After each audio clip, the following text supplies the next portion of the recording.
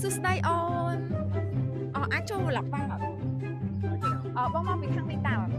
ចាបងមានឆ្លេងមួយគឺថ្ងៃហ្នឹងបងនឹងសួរសំណួរអូនតាក់ទងនឹងល្បែងប្រជាប្រិយខ្មែរដោយសារចិត្តចូលក្នុងខ្មែរអញ្ចឹងណាចូលចិត្តលេងល្បែងប្រជាប្រិយខ្មែរអត់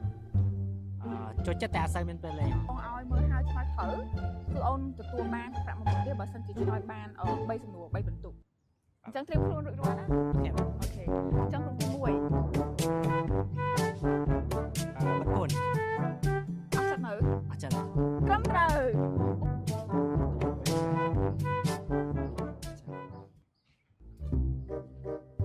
ចាប់កូនខ្លាញ់ត្រឹមត្រូវទី3ម្ដង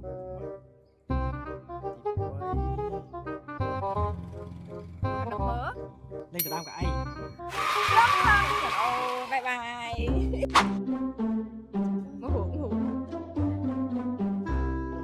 ចាប់កូនខ្លែងច្បាស់អត់ច្បាស់ណាចូលរោងអសាតបានមួយបន្ទុកលោតអន្ទាក់ច្បាស់អត់ត្រឹមត្រូវបានមួយបន្ទុកទៀតហើយរួមចាប់តុកអត់ចាក់នៅម្ដងទៀតបងតខាត់ម្ដងទៀតអត់ចាក់ណាចូលរួមសោកស្ដាយអញ្ចឹងស្រួលទី3ហ្នឹង